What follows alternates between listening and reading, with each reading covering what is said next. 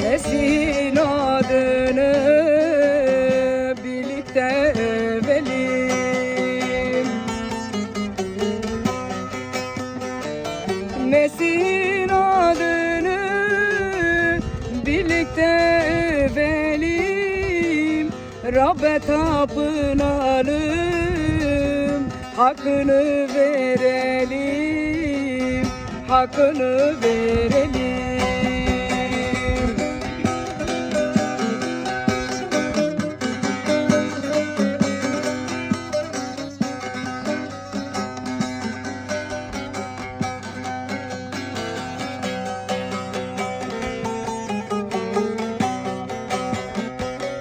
Sözünü tutalım, bu emanet bize.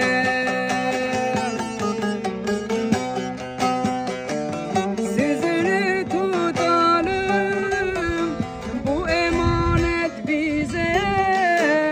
Hiç olmasın ona ziyan ve ilave, ziyan ve ilave.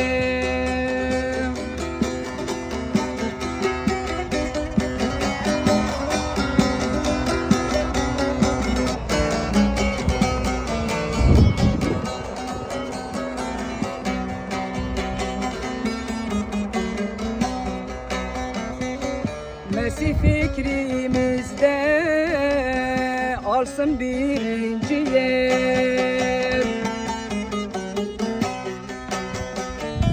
Mesih fikrimizde alsın birinci yer. O her şeyden üstün, her durumda önder, her durumda önder.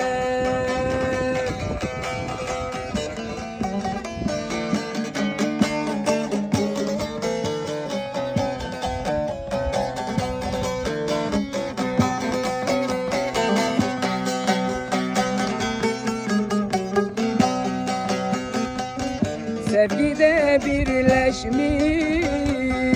olalım biz bütün.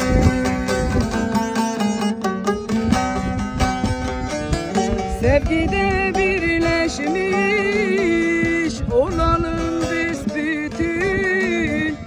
Dünya bizde Mesih sevgisini görsün, sevgisini görsün.